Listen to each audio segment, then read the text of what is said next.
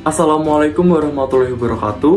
Kami dari kelas 12 MIPA 9 kelompok 6 mata pelajaran sejarah Indonesia dengan pengampu Bapak Acin akan menjelaskan dan memaparkan materi dari presentasi kami yang berjudul Landasan Ideal dan Konstitusional Politik Luar Negeri Indonesia Bebas Aktif serta dinamika yang terjadi dalam kebijakan politik luar negeri Indonesia bebas aktif tersebut.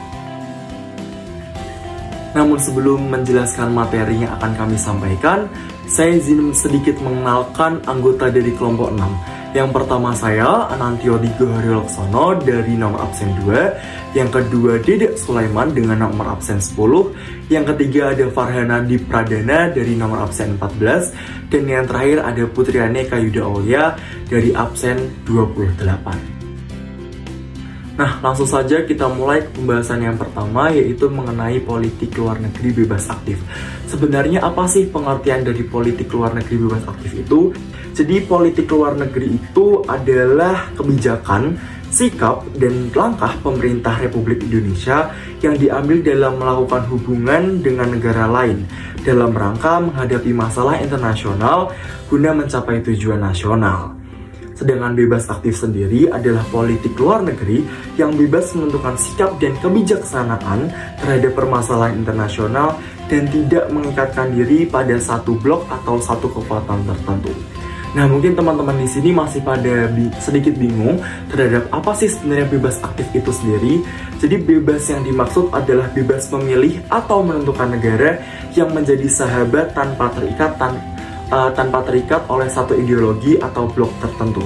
Sedangkan aktif sendiri adalah ikut ambil bagian atau ikut berperan penting dalam mengembangkan persahabatan dan kerjasama antar negara atau internasional. Negara Kesatuan Republik Indonesia telah menetapkan politik luar negeri yang dijalankan sejak pasca kemerdekaan sampai sekarang ini menganut prinsip bebas aktif. Nah, pastinya teman-teman, dalam satu kebijakan yang dimunculkan, pastinya ada tujuan yang harus dicapai di dalam kebijakan tersebut. Sebenarnya tujuan politik luar negeri bebas aktif adalah dasar, yaitu mendukung terwujudnya tujuan nasional bangsa Indonesia dalam Undang-Undang Dasar 1945 alinea keempat, yaitu melindungi segenap bangsa Indonesia dan seluruh tumpah darah Indonesia dan untuk memajukan kesejahteraan umum, pencerdasan kehidupan bangsa, dan ikut melaksanakan ketertiban dunia yang berdasarkan perdamaian abadi dan keadilan sosial. Tapi yang ada di presentasi ini ada 4 tujuan politik luar negeri yang paling utama, yaitu kemerdekaan bangsa, mempertahankan kemerdekaan bangsa dan menjaga keselamatan negara. Yang kedua ada perdamaian, jadi meningkatkan perdamaian antar negara atau internasional. Yang ketiga adalah pemenuhan kebutuhan. Jadi yang dimaksud pemenuhan kebutuhan di sini adalah memperoleh barang-barang yang diperlukan dari luar untuk memperbesar kemakmuran rakyat apabila barang-barang itu tidak atau belum dapat dihasilkan sendiri. Dan tujuan yang terakhir yang utama adalah persaudaraan. Meningkatkan persaudaraan segala bangsa. Sebenarnya tujuan dari persaudaraan dan perdamaian ini hampir sama, namun mungkin ada beberapa tujuan atau sesuatu yang berbeda, tapi sama-sama untuk menimbulkan perdamaian dan tidak ada peperangan antar negara. Tentunya selain adanya tujuan, wajib adanya landasan atau hal yang mendasar mengapa dimunculkannya kebijakan politik luar negeri bebas aktif. Dalam politik luar negeri bebas aktif, ada 3 landasan utama yang dapat menjadi acuan untuk nantinya bisa dilihat bagaimana kebijakan ini sudah sesuai dengan permintaan dari negara itu sendiri atau belum.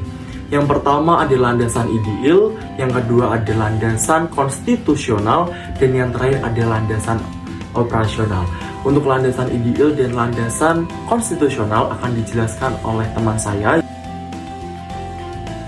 Landasan ideal, Pancasila sebagai pandangan atau falsafah hidup bangsa merupakan kristalisasi nilai dan normal yang diyakini kebenarannya, sehingga menimbulkan tekad untuk mewujudkannya melalui sikap, tingkah laku, dan perbuatan dalam kehidupan bermasyarakat, berbangsa, dan bernegara. Landasan konstitusional, berupa konstitusional berdasarkan menjadi sebuah pedoman pokok di dalam kehidupan bermasyarakat, berbangsa, dan bernegara. UUD 1945 yang melandasi konstitusional adalah pada pembukaan alinea pertama dan terakhir. Saya akan menjelaskan tambahan sedikit mengenai penjelasan dari landasan operasional yang mendasari pula kebijakan politik luar negeri bebas aktif Indonesia ini dapat terjadi. Jadi sebenarnya teman-teman, landasan operasional politik luar negeri Indonesia bebas aktif ini dinamis karena sudah mengikuti perkembangan zaman dan dapat disesuaikan dengan kebijakan masing-masing pemerintahan pada masanya. Jadi setiap dalam pergantian masa pemerintahan atau adanya era baru dalam politik, pastinya ada pula aturan baru atau pedoman-pedoman baru yang digunakan dari kebijakan politik luar negeri Indonesia bebas aktif ini sendiri. Nah, garis-garis besar haluan negara atau GHBN adalah landasan operasional politik luar negeri Republik Indonesia, yakni suatu landasan pelaksanaan yang mengataskan atau menegaskan dasar, sifat, dan pedoman perjuangan untuk mencapai tujuan nasional bangsa Indonesia. Nah teman-teman, dalam presentasi yang kami tampilkan ini ada 4 masa pemerintahan yang dapat dijadikan contoh nyata adanya landasan operasional yang mengikuti zaman atau mengikuti masa pemerintahannya masing-masing. Yang pertama ada setelah kemerdekaan Republik Indonesia, yaitu maklumat Presiden tanggal 1 November 1945. Yang kedua pada tahun 1959 dan 1965, yaitu pembukaan Undang-Undang Dasar Negara Republik Indonesia tahun 1945, alinea pertama pasal 11 dan pasal 13 ayat 1 dan ayat 2 UUD 45, dan pidato Presiden dengan judul Manifesto Politik Republik Indonesia. Yang ketiga ada masa pemerintahan dalam era Orde Baru. Jadi di sini mengikuti pedoman dari TAP MPRS nomor 12 garis miring MPRS garis miring 1966 yang dikeluarkan pada tanggal 5 Juli 1966.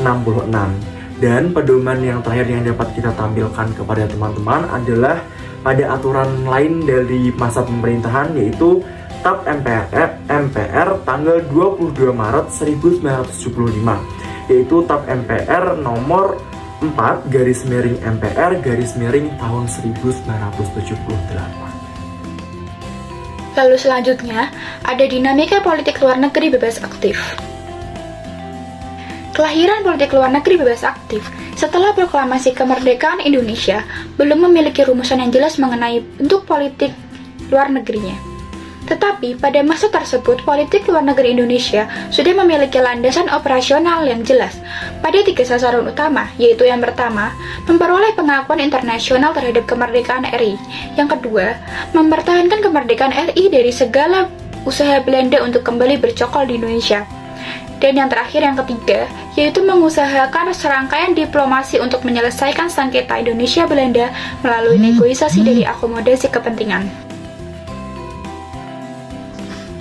Selanjutnya, sesuai dengan sasaran utama kebijakan politik luar negeri sebagaimana disebut di atas, maka Indonesia harus berusaha memperkuat kekuatan diplomasinya dengan menarik simpati negara-negara lain. Dalam perang dingin antara blok barat dan blok timur, Indonesia memilih untuk tidak berpihak pada blok manapun.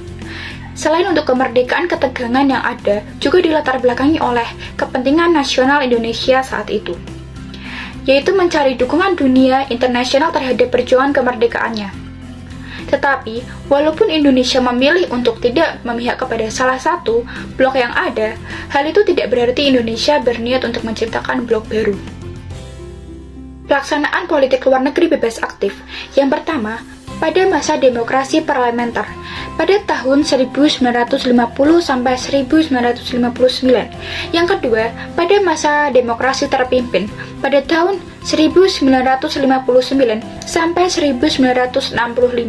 Yang ketiga, pada masa Orde Baru pada tahun 1966 sampai 1998. Dan yang terakhir adalah masa reformasi pada tahun 1998 sampai sekarang ini. Masa demokrasi parlementer di Indonesia berlangsung pada tahun 1950 sampai 1959. Pada masa demokrasi parlementer, pemerintah Indonesia ingin memperkuat eksistensi NKRI di kancah internasional melalui kebijakan-kebijakan politik luar negeri. Kebijakan politik luar negeri Indonesia pada saat masa demokrasi memiliki 4 tujuan utama, yaitu yang pertama, berusaha menghapuskan penjajah di atas dunia sesuai dengan pembukaan UUD 1945 alinea pertama. Yang kedua, mendapatkan pengakuan kedaulatan dari dunia internasional. Yang ketiga, meruntuhkan sistem kolonial menyeluruh. Keempat, menciptakan perdamaian dunia. Salah satu bentuk nyata politik luar negeri Indonesia pada masa demokrasi parlementer adalah penyelenggaraan Konferensi Asia Afrika tahun 1955 di Bandung. Dengan demikian, pelaksanaan politik luar negeri pada masa demokrasi parlementer berjalan sesuai dengan tujuan politik luar negerinya yang telah ditetapkan. Selanjutnya akan dijelaskan oleh teman saya. Selanjutnya adalah masa demokrasi terpimpin. Demokrasi terpimpin di Indonesia berlangsung dari tahun 1959 sampai tahun 1965. Pelaksanaan politik luar negeri Indonesia pada masa demokrasi terpimpin ini didominasi oleh hasrat dan cita-cita besar Soekarno. Dalam buku Sejarah Indonesia Modern karya M.C. Nicholas, demokrasi terpimpin didominasi oleh kepemimpinan Soekarno, walaupun dalam pelaksanaannya dijalankan bersama dengan pemimpin-pemimpin angkatan bersenjata. Politik luar negeri Indonesia yang diterapkan pada masa ini adalah politik bebas aktif.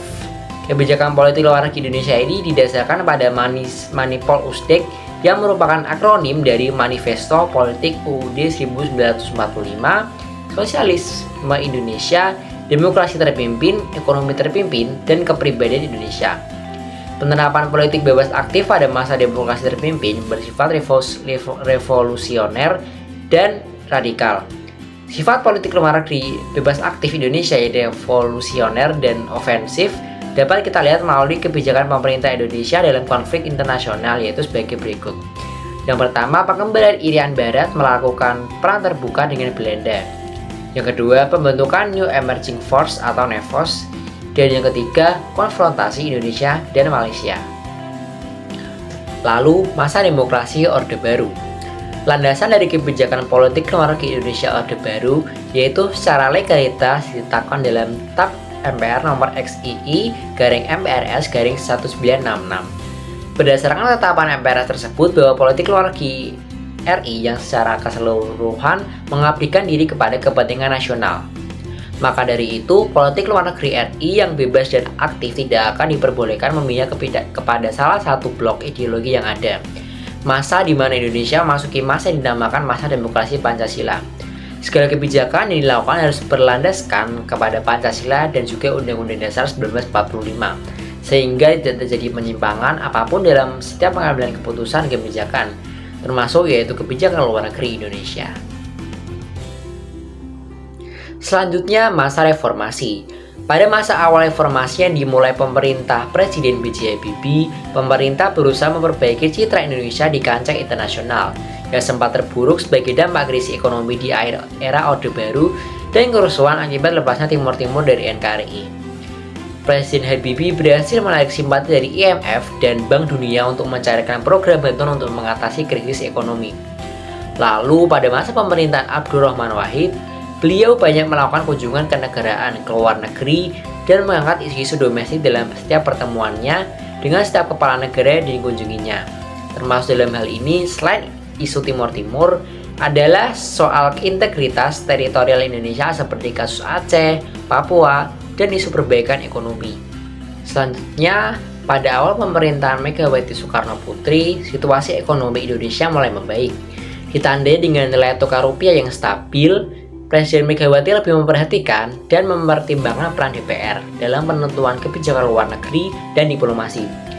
Presiden Megawati juga lebih memprioritaskan kunjungannya mendatangi wilayah-wilayah konflik di tanah air seperti Aceh, Maluku, Irian Jaya, Kalimantan Selatan ataupun Timur Barat. Lalu ke pemerintahan Susilo Bambang Yudhoyono. Selama era kepemimpinannya, SBY berhasil mengubah citra Indonesia dan menarik banyak investasi asing dengan menjadi berbagai kerjasama dengan banyak negara pada masa pemerintahannya. lalu perubahan global pun dijadikannya sebagai peluang.